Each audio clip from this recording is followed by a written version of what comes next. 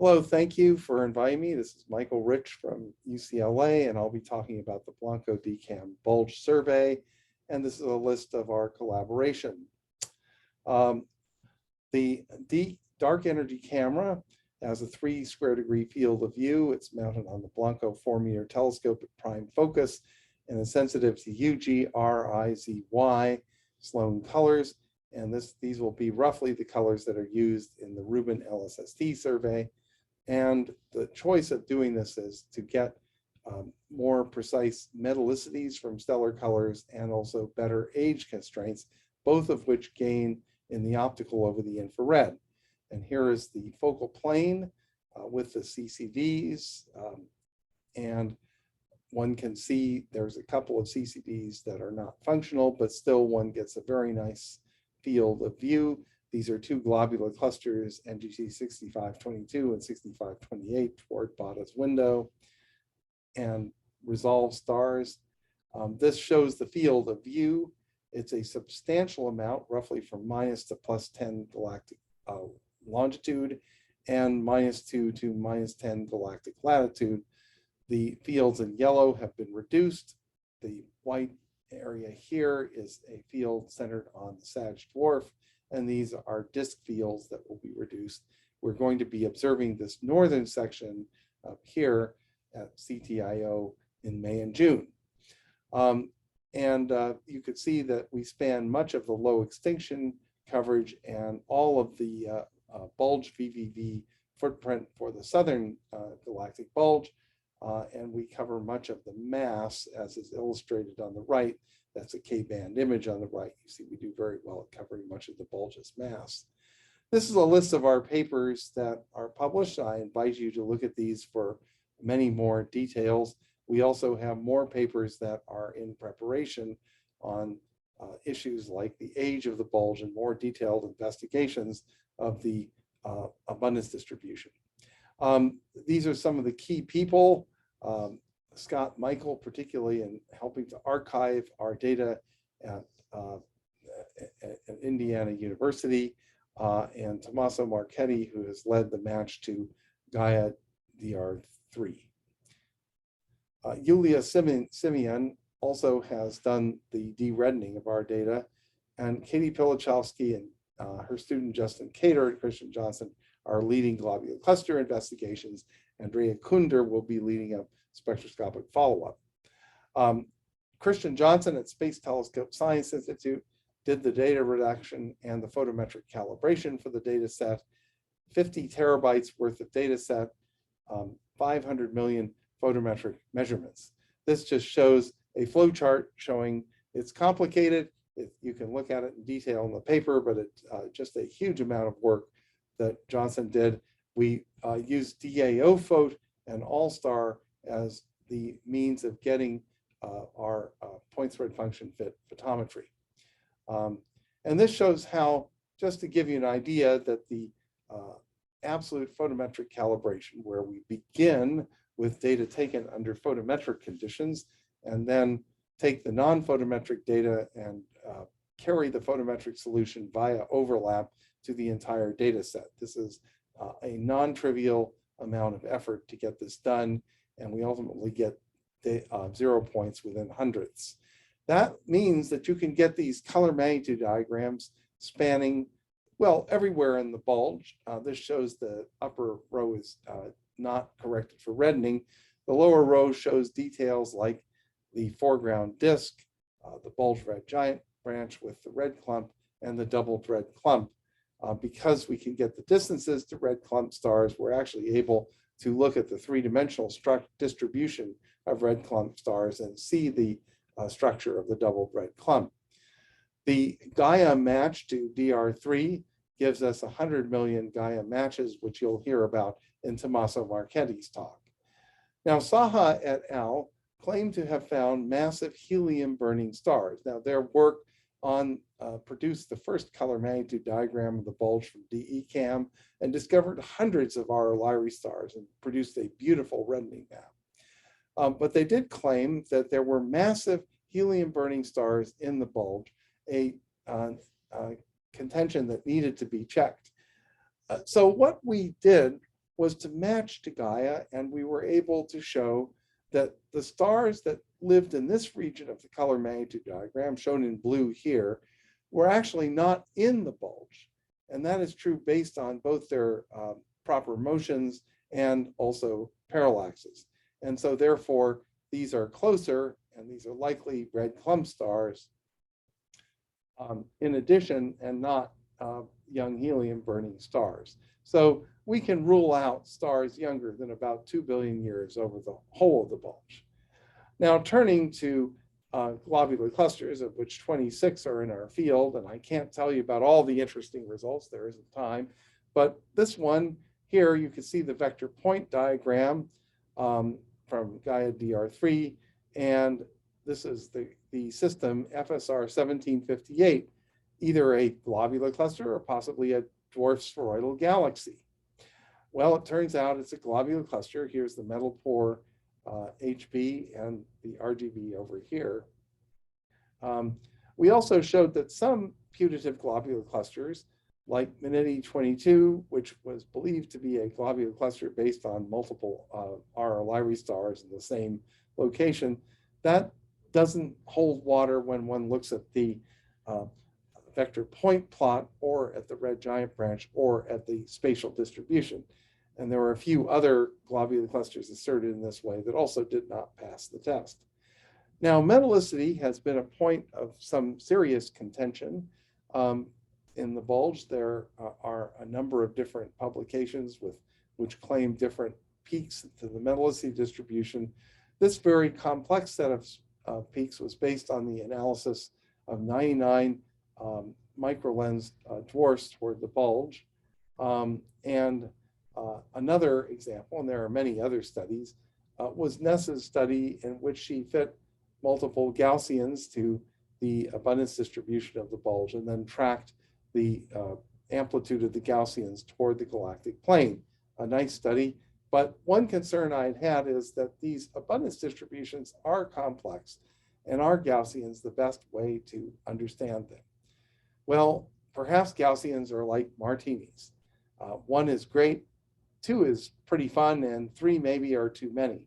So we want to look at the abundance distributions in a different way and maybe find a different way of interpreting them. Well, for that, you need many, many measurements of abundance, and the only way to do that is photometrically. The U band is very sensitive to metallicity.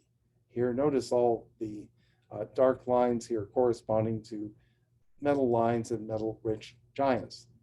And you could see that even for stars at plus 0.5 dex, you can get really great sensitive to metallicity using the U band. So what we did was to correlate U minus I D-redden versus Fe over H measured by Zoccoli's Gibbs study. And she uses both calcium triplet and high resolution spectroscopy to derive abundances for large numbers of red clump stars. And we did this in multiple fields, and we get an excellent correlation with very low scatter, even in fields of relatively high reddening. And so we were able to be confident that U minus I naught could give us a measure of Fe over H for, in the end, millions of stars. And you could see the comparison with Zoccoli's spectroscopic abundances in red, and in gray, our abundance distribution. At low latitude, it looks a lot like the one-zone chemical evolution model peaking at high metallicity. And at high latitude, one sees a dramatic flip and change in the shape of the abundance distribution with a peak at minus 0.4 dex. This is our initial analysis. So you see at minus 6 degrees and minus 8 degrees, there is a very significant change in the abundance distribution of the stars. Now, looking over the entire sample, so this is all of Zoccoli's spectroscopic stars and all of our photometric sample, you could see that we agree quite well with the spectroscopic metallicity distribution in red. This allows us to ask interesting questions, like, for example, the red clump stars, you can get distances to them, and you can locate them spatially, And you can also see that, for example, the most metal-rich stars are dramatically concentrated toward the plane. Notice you even see the peanut-shaped bulge here, and the brighter portion of the bulge that is closer to us at positive latitudes. At the metal poor end, you could see that the stars are much more distributed in galactic latitude. And you could see these dramatic changes in the abundance distribution here, going from -4 degrees here down to a dramatic shift at the metal poor end, -0.4. And you can see how the metal poor peak begins to be prominent below -5 degrees latitude. So you go from one zone chemical evolution model to something else. By physical distance, you could see the very same and quite significant change. Notice how different this shape at 500 parsecs below the plane is from this shape at 1.5 kiloparsecs below the plane. Here we divide things, and this is a complicated plot, so I invite you to look at it in our paper, Johnson et al. 2022, which will be coming out shortly. But you could see the main takeaway is the colors show how the abundance distribution change with galactic latitude. And you can see that there are dramatic changes with galactic latitude, but very relatively unimportant changes as we move away in galactic longitude. And in fact, I'm just going to skip ahead and show the same thing here. You can see there's very little change in the abundance distribution going from galactic as one moves away in galactic longitude, whereas in galactic latitude, there are dramatic drops in the number of metal poor stars relative to the number of metal rich stars. Notice how this drop occurs away from the plane. Now here, you could see two different peaks in the abundance distribution, and this allows us to track changes in the shape as a function of galactic latitude. The metal rich peak doesn't change at all, but the metal poor peak, as confirms other studies, declines away from the plane. The other thing that's interesting and significant is that the half width of the abundance distribution dramatically increases toward the plane. The numbers of both metal rich and metal poor stars increase toward the galactic plane. So perhaps there was an extended period, since these metal rich stars are so concentrated toward the plane, there may be some evidence that they also were had an extended period of formation history. We believe that these are significant changes that reflect something to do with the star formation efficiency, gas infall times, or perhaps the fact that the bar originated in the buckling of a massive disk. And so there may be something to do with the distribution of the metal rich stars in an evolved disk-like system. We think that the disk could be important in defining the geometry as a function of metallicity. Now, trying to fit these to chemical evolution models, which is the best way to interpret complex distributions, there isn't enough time in the talk to discuss it, but we do find some evidence that the metal poor component might be explained in its shape by having some loss of metals due to a wind. The other interpretation could be that the metal rich component kind of reflects a sort of thin disk, super metal rich thin disk like distribution, whereas the metal poor component kind of resembles the thick disk. Outflows are observed in present day star forming galaxies, so introducing outflows in metallicity distributions would make some sense. One thing we did not confirm is a dramatic change in the distribution at solar metallicity, with stars of lower metallicity being spheroidal in their distribution and stars of higher metallicity being disky. We did not confirm that. We generally confirmed that in the dominant feature is that there are more metal-rich stars concentrated close to the plane.